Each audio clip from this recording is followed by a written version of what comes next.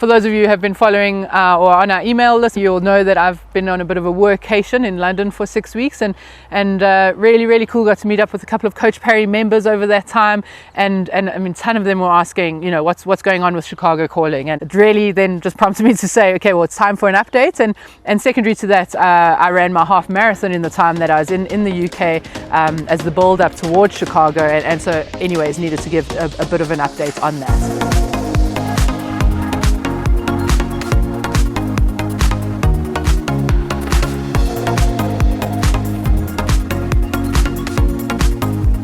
So we'll touch on Chicago and where I'm at for that in particular towards the end, but just perhaps a bit of an update. I did the Richmond Park Half Marathon as part of the build-up towards Chicago. You may have known that or heard that there was a crazy heat wave in London at the time, and I mean, I'm from Africa, and I mean, I know heat, I can deal with heat, but we tend to run our races before the heat starts, so we normally start at 6 a.m. and this race started at 9. Because of the heat, they pushed it a little bit earlier to 8:30. But yeah, that's the running in that heat is really intense and all kinds of extreme. So I landed up doing 2 hours and 4 minutes for the half marathon, well off goal target time.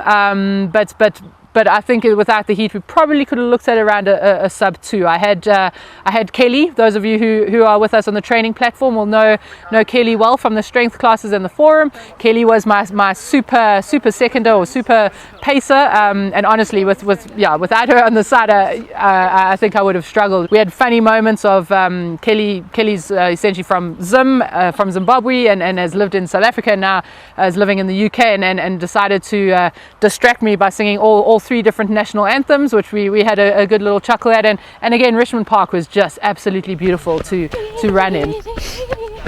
Something like that. I should know it. Yeah, definitely multinational. Zim, British, Safa, trying to distract ourselves from the heat. Well, Kelly's trying to distract me from the pain. Not distracted, Buying into the pain. We're about 7 k's in. I can wrap it. It was 4 laps of Richmond Park, which in actual fact I don't normally like a sort of looped route, but it actually helped mentally just to sort of go, okay, we've got 2 to go, 1 to go, and that last one to go in the heat was really extreme. So what does this 2:04 essentially mean for Chicago? And those of you who have been following the Chicago calling story will know that I was aiming to qualify for Boston, to BQ in Chicago, and given a 2:04 half marathon, even without the heat, that is nowhere near sort of Boston qualifying shape. I know that I have the capacity to do that at some point in time in the near future. Right now, that is not where I'm at. And so what that means is readjusting the goal for Chicago. So BQ is off the table there, and really more, you know, the 2:04 essentially points to around a 4-hour 18 marathon, but I believe that I can aim for a sub 4-hour marathon in Chicago. My PB is 3:48.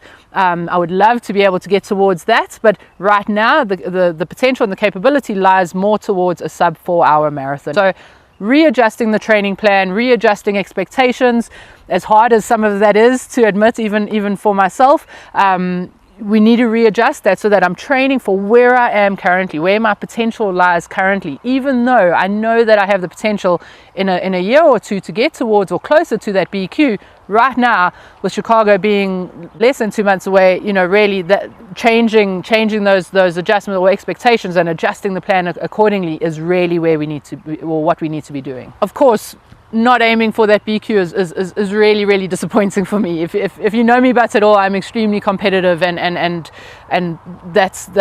is a bit of a disappointment. But one of the things I realized being in the UK is as meeting friends and staying with friends that I haven't seen since pre-COVID, and I made a mental note to really, you know, we'll make a real big decision around, okay, what is the goal here for the 6 weeks that I'm doing this workation. Training for a BQ is all in, and training for any sort of goal can be all in. And I made a concerted decision to really say, okay, I'm still going to be training, I'm still going to be doing the right sort of things, but there was a trade-off with my training because I was spending time with friends that I haven't seen pre-COVID. From my own personal mental health perspective, that was so important because because it just filled my soul and my heart with so much joy, seeing and spending time with these people. But unfortunately, the trade-off was really hard training towards this half marathon. And so my half marathon prep was not ideal in those 2 weeks leading up in terms of what we would always say, make sure you're getting enough sleep, make sure your diet and everything is 100%.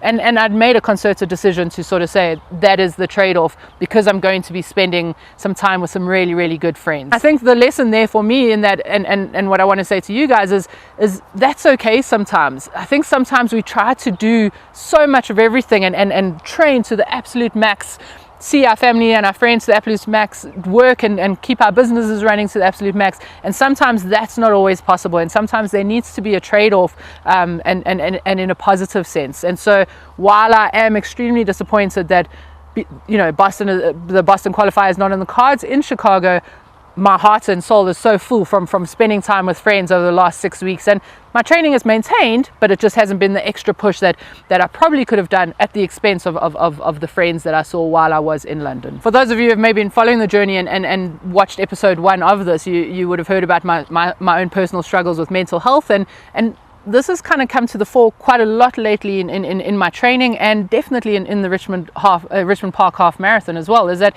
I feel like I've lost this ability to really grit through a race or toughen through a race. And when you land in that dark place and you're able to pull yourself out, and it's something that I feel that I've struggled with in my training up till now, and definitely in the Richmond Half. It's something I feel like I've lost a little bit, and I'm not sure, and I've no evidence for whether that is as a result of just the depression or the medication that I'm on, or what the case is, but really I'm working very hard to try and get little pieces of that back. Again, running Richmond Half with Kelly and having a friend helping me through that was really, really awesome, and just taking little pieces of that back again, of being in a dark place in Richmond Half, with the heat and with everything, and being, oh my word, Shona, you can do this, you can push through. It feels interesting to say, because it's a half marathon. In my head, I feel like I should be able to go out and run a half marathon quite hard any day of the week or at any point in my training. And it was just quite a humbling experience again to sort of go, okay, you've gritted through this. I honestly felt like it was my first half marathon ever. That same feeling of overwhelmingness, of pride, that I finished that by gritting through is what came through. And again, that's just something I wanted to share with you guys, because I think sometimes we constantly have this idea of where we should be based on our history and based on our past.